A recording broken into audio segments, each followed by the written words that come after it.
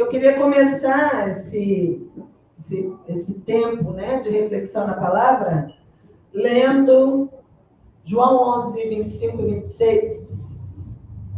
Um texto bem conhecido.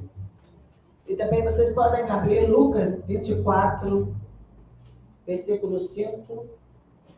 Mas eu vou começar lendo, né?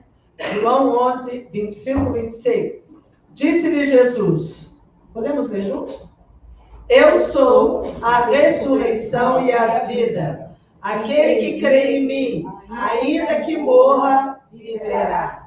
E quem vive e crê em mim, não morrerá eternamente. Você crê nisso? É a pergunta de Jesus para cada um de nós. Você realmente crê nisso? Amém? Amém. Que Deus venha trazer espírito de revelação, de conhecimento, tocar no coração de cada um de nós. Em nome de Jesus, derramando desse bálsamo que já está derramando desde o princípio, mas sobre a sua palavra. E nós vamos ler também ali em Lucas 24, 5. Estando elas com muito medo, e baixando os olhos para o chão, eles disseram, vamos ler juntos? Por que vocês estão procurando entre os mortos aquele que vive? Ele não está aqui, mas ressuscitou. Aleluia! Glória a Deus! Aleluia! Amém? Pai, que essa palavra possa frutificar no coração de cada um de nós, em nome de Jesus. Seja o Senhor a falar e teu Espírito a se mover para fazer o que apraz ao Senhor em cada um que abre o coração para receber essa semente. Em nome de Jesus Cristo. Amém. Amém. Amém. Podem sentar. E hoje é um domingo de ressurreição, né? Então, o meu tema aqui é o legado da ressurreição. Que a ressurreição é o tema central da nossa fé. Paulo diz, se Cristo não ressuscitou, é vã a nossa fé. Por que aqui estamos pregando? É vã a nossa fé. Mas Jesus ressuscitou. Ele venceu a morte.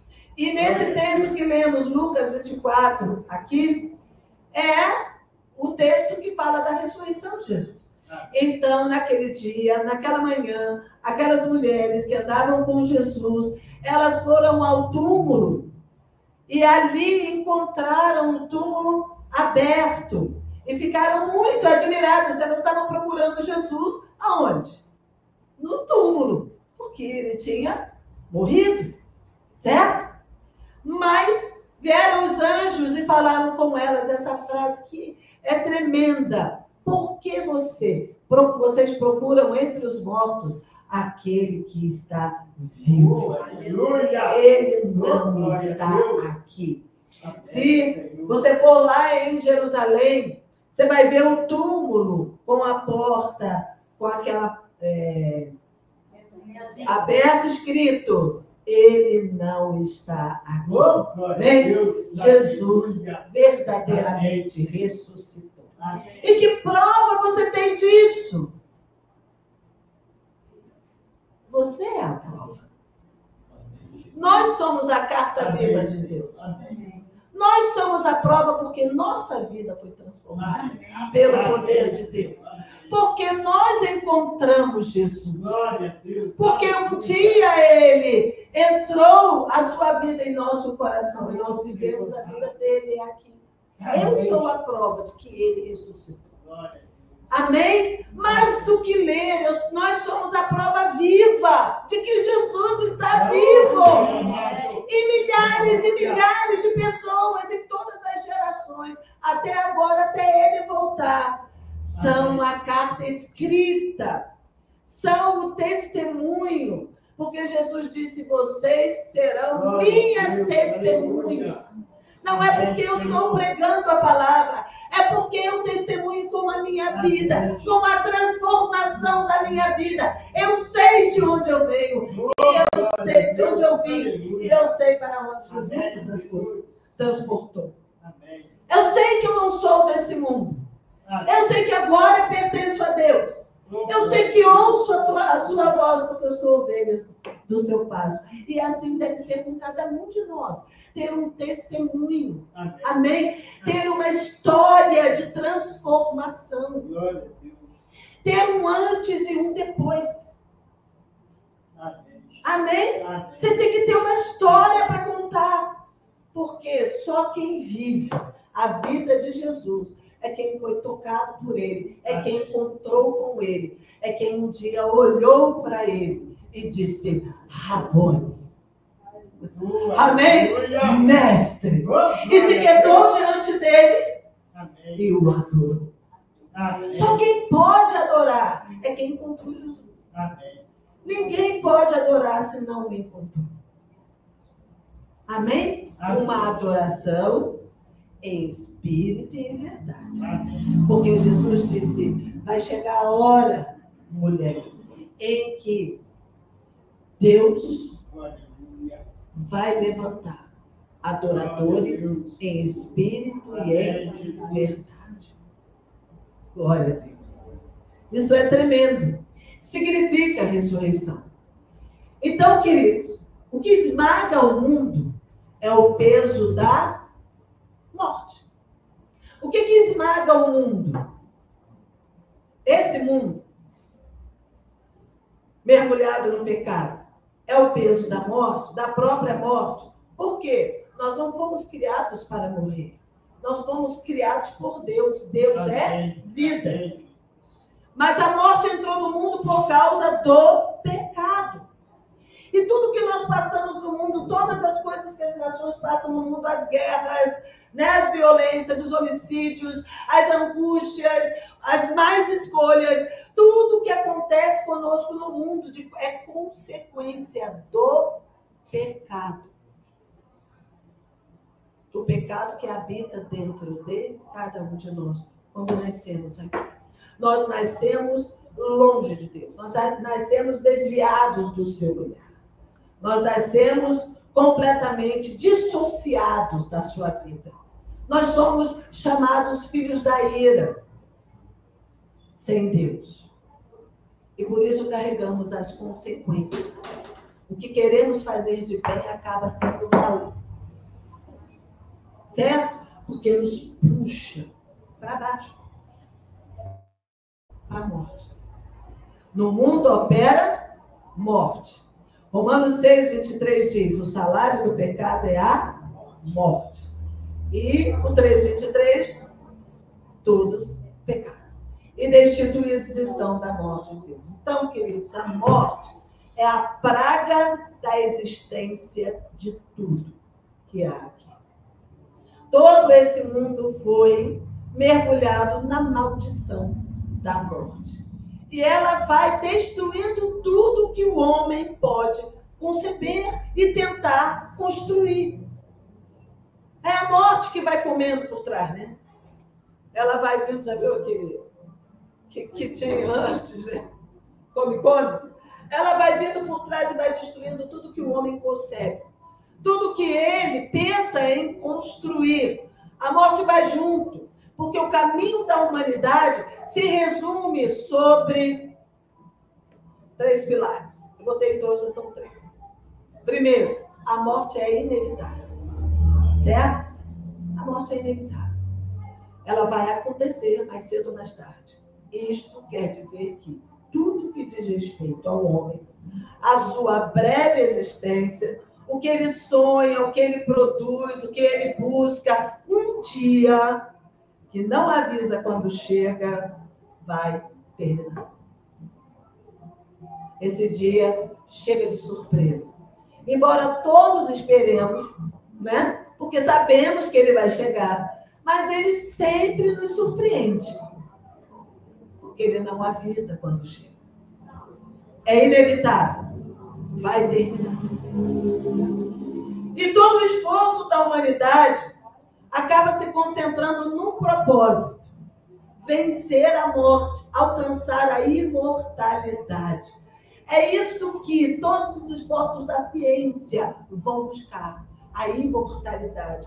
Vencer isso que é uma sombra que paira sobre todo mundo, uma espada que está sobre cada pessoa, cada família, sobre cada negócio, cada empreendimento. Essa espada, ela está a espada da morte, do dia onde vai acabar. E romper com a morte e dominá-la é o desejo profundo de cada ser humano nessa terra. Por quê? Porque dentro de cada um de nós pulsa o desejo pela vida. Porque fomos criados pelo Senhor da vida. Não fomos criados pela morte. E todo o nosso impulso é encontrá-lo, é adorá-lo. Ainda que estejamos perdidos e não possamos chegar lá por nossa própria força. Mas os homens criam ídolos. Os homens criam ídolos porque precisa dar vazão a esse desejo, a esse impulso pela vida que tem dentro de cada um de nós. Estamos perdidos, mas desejamos ser encontrados. Amém. Amém? Amém. Desejamos ser encontrados. Esse é o desejo de cada um, ser encontrado. Busca em fontes, às vezes manancial muito turvo, águas muito contaminadas, mas tem sede. E aí bebe. Estão entendendo? A sede que há dentro de cada um faz buscar em qualquer água. Diz a Bíblia em Provérbios que para aquele que é faminto, até o amargo é doce. Não é verdade? Aquele que está com muita sede bebe em qualquer fonte, mesmo que seja um manancial contaminado. Porque a fome e a sede estão aqui dentro. Estão na alma.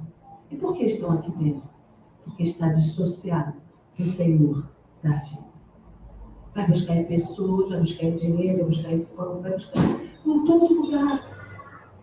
Mas o único manancial de águas vivas, Oh, glória a Deus. aquele que pode saciar a sua Amém, sede Senhor. e a sua fome Amém, Jesus. de verdade, Glória é Jesus. a Deus. O pão vivo que desceu do céu. Glória a Deus. Então, isso faz com que a humanidade sem Deus viva com medo e na corda bamba do inferno. E a palavra diz que o inimigo mantém preso as pessoas pelo medo da morte. A morte, ela anda junto, é real, porque está entranhado dentro de cada pessoa, né?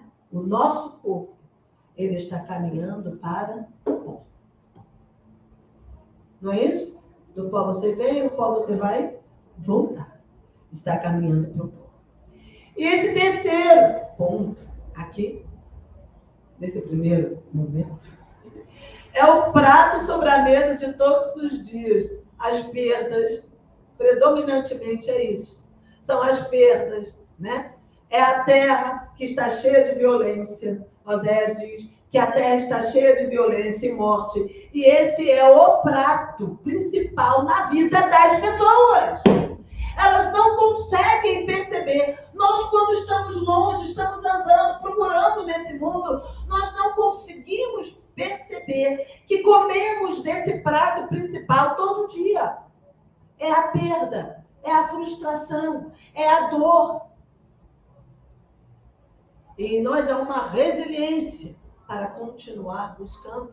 Em alguns, essa resiliência, ela acaba. E ele acaba dando cabo da vida de diversas formas, porque perde a esperança. O mundo não tem esperança. Não há esperança no mundo. Estamos no limiar de uma guerra, né? Passando por muitas crises. Nós não podemos fechar os olhos para isso. O mundo está mergulhando, está caminhando para o caos em todas as áreas. Dentro da família, nos relacionamentos familiares entre mãe, filho, pais, filhos, esposas, relacionamentos destruídos. Até um sistema que trabalha para isso. Nós não podemos fechar os olhos de que as nações estão se levantando umas contra as outras, que está havendo uma mudança de curso no mundo agora, diante dos nossos olhos. Nem sabíamos que íamos ver isso, mas estamos vendo. Somos uma geração que está assistindo o caos declarado, revelado, que já estava aqui, ó, na palavra. Jesus disse que isso ia se intensificar. Sempre houve, porque o pecado está no mundo desde o princípio. Mas Jesus disse, antes, né, que venha o grande dia do Senhor, esse caos vai se generalizar. E nós somos a geração que estamos assistindo isso. Não há esperança. Não há nada sobre o esforço humano que possa mudar essa situação. Tem um ditado que vocês conhecem que diz assim, que a esperança é a última que morre. Não é? Não é? A esperança é a última que morre. Pode até ser, mas na morte ela se vai. Não é isso? Pode ser a última, mas ela vai embora. Ela se vai. Não há mais possibilidades, nem espaço para trabalhos, planos, conhecimentos. Na morte não há possibilidade para sabedoria. Eclesiastes 9:10 diz, tudo que vier às suas mãos para fazer, faça com toda a sua força, porque na morte não há possibilidade mais de você fazer nada. E no mundo não prevalece a lembrança de quem se foi ou o que se fez. Não é? Isso é bem interessante, porque tem pessoas que acham que se colocar os seus nomes na terra que é do Senhor, mas coloca lá logo o nome, né? O seu nome, como se esse nome fosse permanecer, só há um nome que permanece eternamente, é o nome de Jesus. Esse nome permanecerá eternamente, de geração em geração, mas o nosso nome, o seu nome, vai passar com a sua geração. Não perpetua, não prevalece. Eclesiastes 11:11 diz, já não há lembrança das coisas que precederam, e das coisas posteriores também não haverá memória, entre os que hão de vir depois.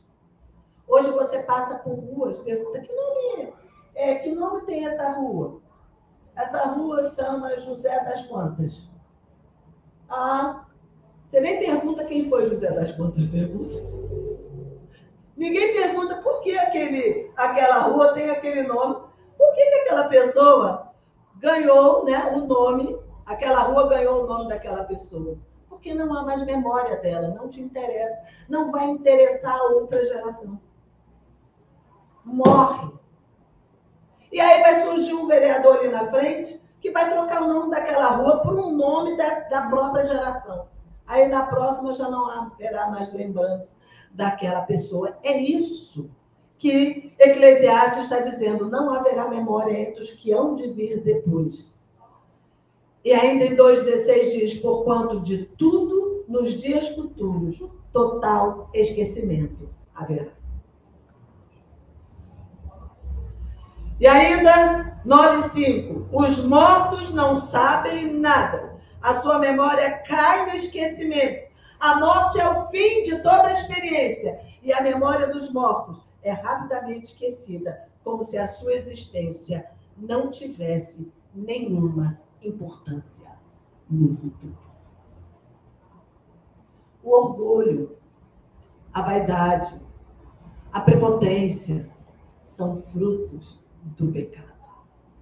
E o pecado faz com que o homem deseje ser um Deus.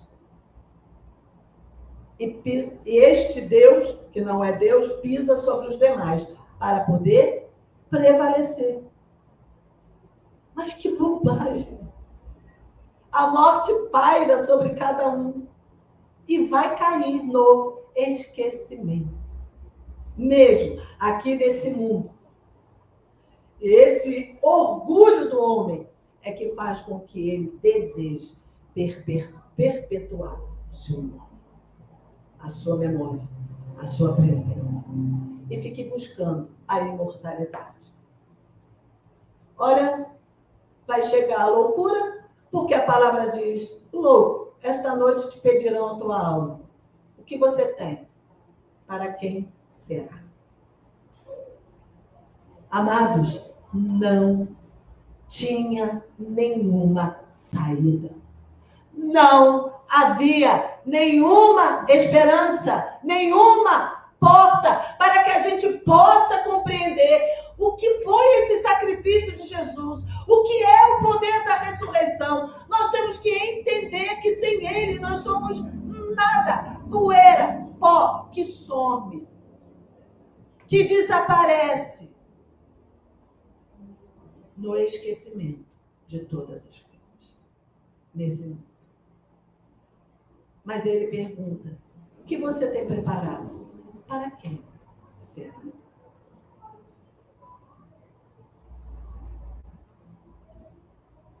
Esse Eclesiastes é um livro muito interessante que vocês devem ler, porque traz a ideia de que tudo é cíclico e não há nada novo debaixo do céu. As mesmas lutas, as mesmas buscas, as conquistas, os sonhos, as violências. Se você for ler uma poesia lá da Idade Média de alguém, falando sobre as suas lutas, as suas angústias, você vai se ver nela. Nós vamos nos ver, né? Você, gente, parece que está falando para mim hoje. Não mudou nada. Porque ainda que o homem crie muitas coisas e ele possa desenvolver outras tantas, mas ele é o mesmo homem, com o mesmo coração, do princípio até o fim.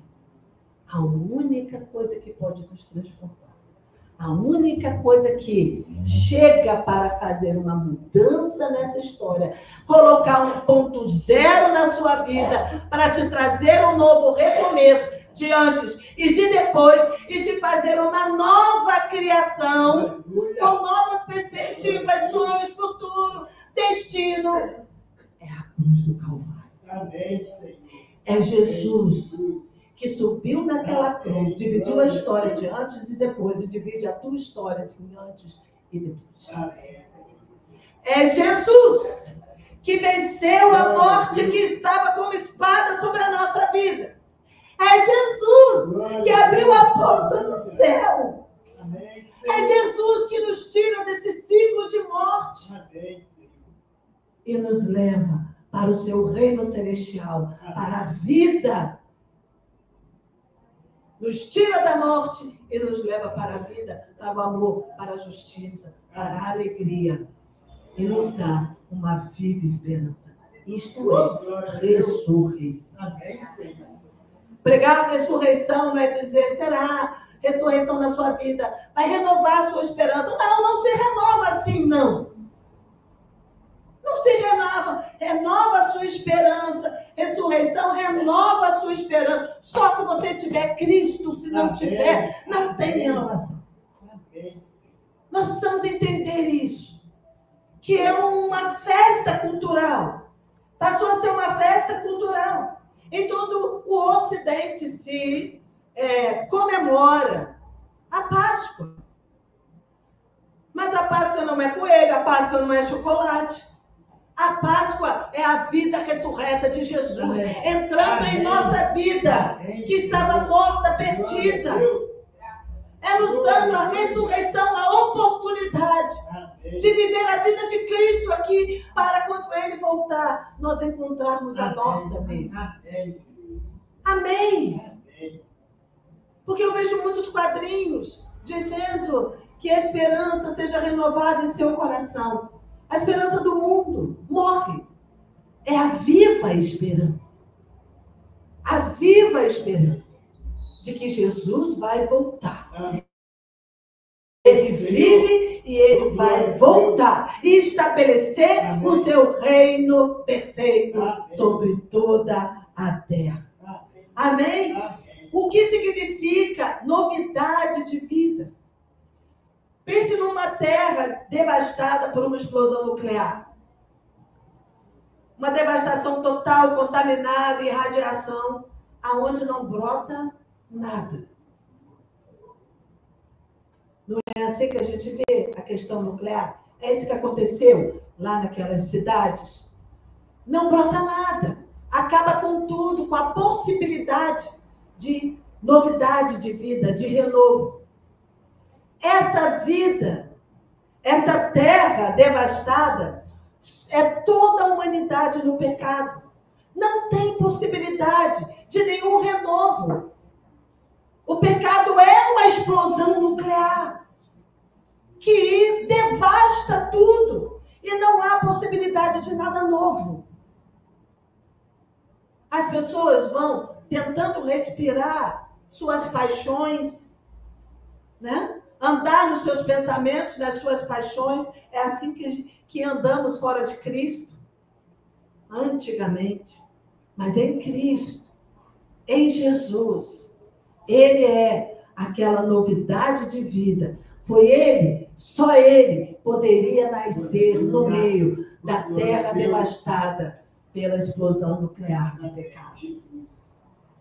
Tem um cântico que eu creio que vocês conhecem, não sei se mais novos, que diz: nos galhos secos de uma árvore qualquer, quando ninguém jamais pudesse imaginar, o Criador fez uma flor a brotar.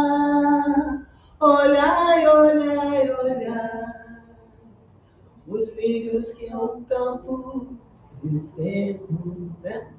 Por aí vai.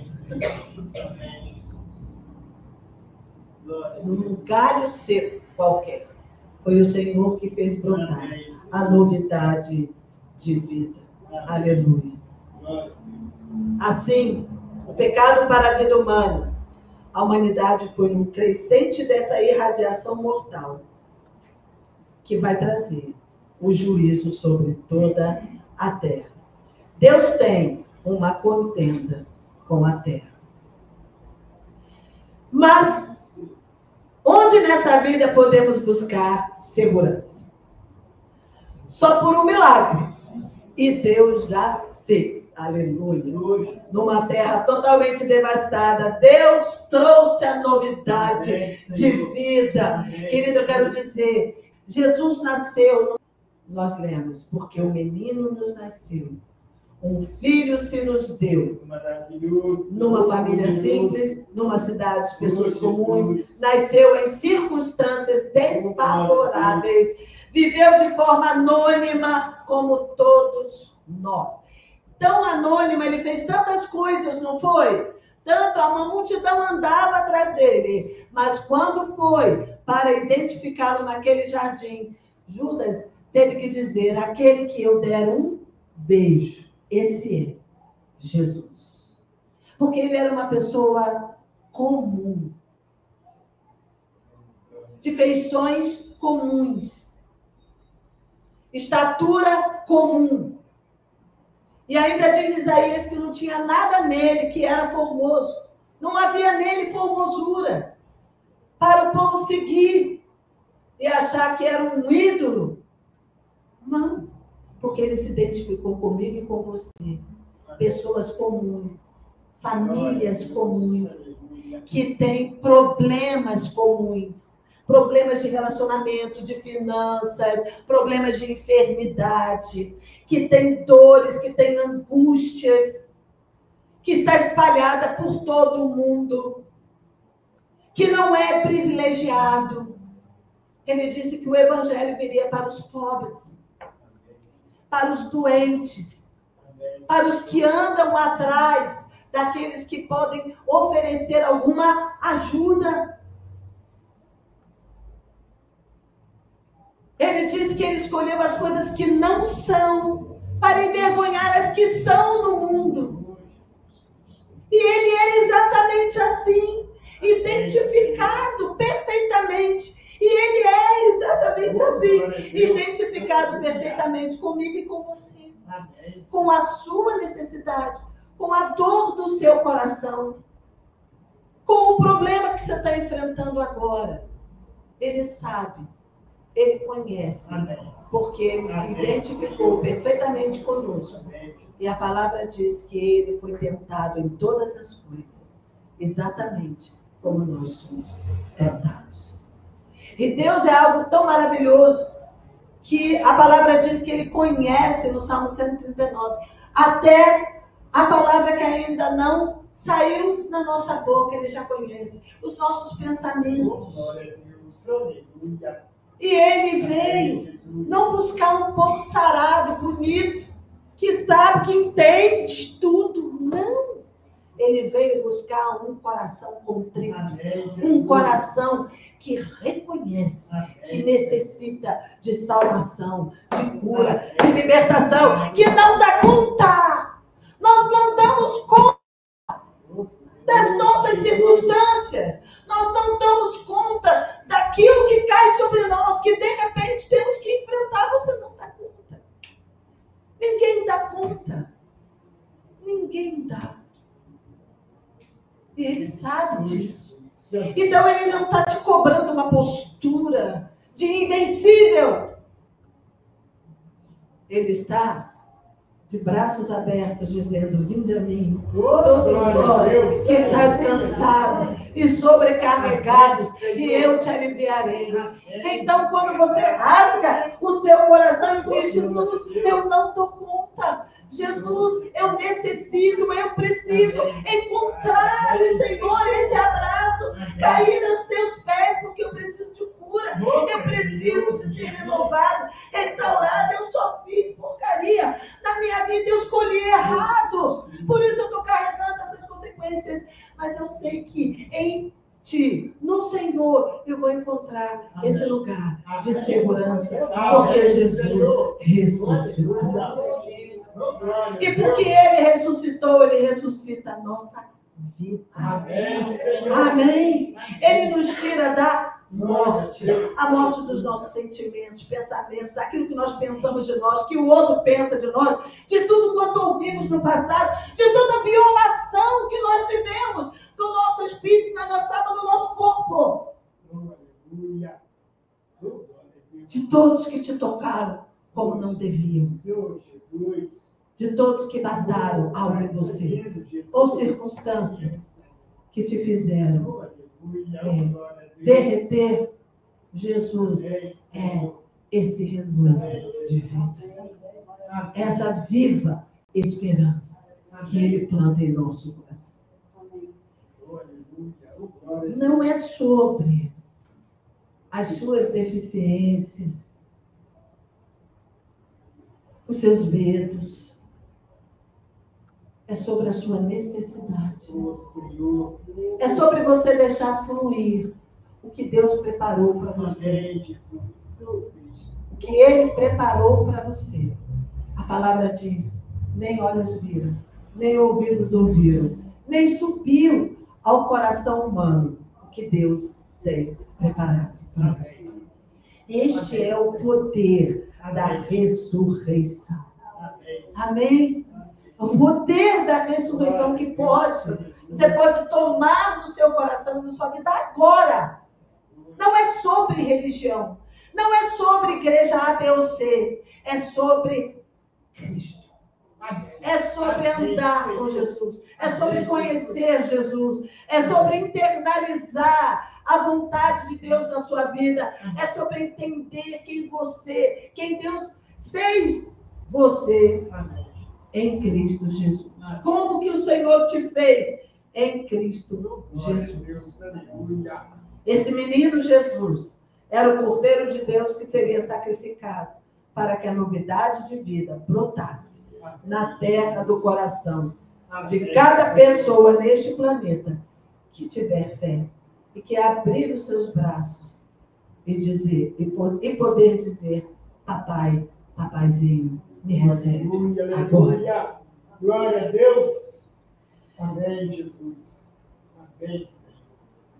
Cada pessoa que desejar a simplicidade da sua vida, que clamar por Deus.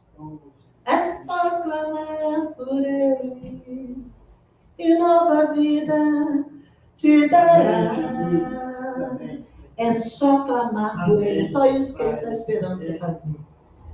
Oh, Jesus. Entrega o teu caminho ao Senhor, Amém. confia nele e o mais Ele fará. Oh, O que Ele está dizendo? Desapegue-se de querer dominar e dirigir o seu próprio caminho. Entrega aquilo que está te dando dor. Amém. Entrega aquilo que você está apegado. Entrega aquilo que você acha que tem que ser daquela maneira. Entrega ao Senhor. Te entrego agora, Senhor. Toma. Faz tudo novo. Faz tudo novo, porque tudo que Deus faz é bom, perfeito, agradável. E é lindo, é justo. São caminhos perfeitos que Ele nos faz andar. Ele aplana os montes. Amém? Ele aplana o nosso caminho. Amém, Senhor. Glória a Deus, E vai te dar alegria, paz, Amém. verdadeira paz e viva Amém. esperança. Amém. Deus fez algo inusitado. Da própria morte, Ele trouxe tudo à vida outra vez. Amém. Tudo à vida outra vez. E a palavra diz, foi subindo como um renovo. Amém. Jesus ressuscitou. Amém. Aleluia! Amém. Agora, queridos, em cada vida simples, Aleluia. cada coração, Amém, Senhor. cada família anônima, pessoas comuns, pessoas devastadas, em qualquer circunstância, desfavorável, os improváveis como você e eu, improváveis, os excluídos, os discriminados, em Jesus trouxe a novidade de Amém, vida, Senhor. a viva Aleluia. esperança, Glória. porque Jesus venceu numa terra devastada, que é a sua vida. Uma terra devastada que é a minha vida. Jesus venceu a morte e Ele ressuscitou. Amados, essa é a segurança que nós temos, que também com Ele nós temos a novidade de vida. A Bíblia diz, se morremos com Ele também nós ressuscitaremos. Estaremos com Ele pela eternidade. Então, 2 Coríntios diz, aquele que está em Cristo é uma nova criação. E eu pergunto, você quer isso? Crês tu isto? Crês tu isto? Amém, Senhor. Oh, Jesus. Amém? Amém. Amém. E se você tem alguma dúvida, e se você ainda tem dificuldades, aquele homem chegou para Jesus e disse, Senhor, ajuda-me na minha incredulidade. Abre o teu coração para Deus. Abre o teu coração para o Senhor. Fala, Senhor, me mostra como que eu devo caminhar. Me faz compreender, entender. Toca no meu coração. Eu vou orar para isso agora. Nós estamos num domingo de Páscoa, um domingo de ressurreição. Vamos estar aqui ceando agora, né? A ceia, ela diz que ela fala do corpo e do sangue de Jesus, exatamente de todo o sacrifício que foi feito na cruz. O que Ele entregou foi a sua vida para que nós pudéssemos ter vida. Ele levou sobre si as nossas dores. Ele levou tudo que você hoje quer se desfazer. E não pode. Jesus já o levou na cruz do Calvário. Então você pode, se você chegar à cruz aos seus pés e receber dele perdão dos pecados, você vai receber paz no seu coração. O fardo ele já levou na cruz. E ele vai te dar vida abundante. Abundância de vida em nome de Jesus. Amém?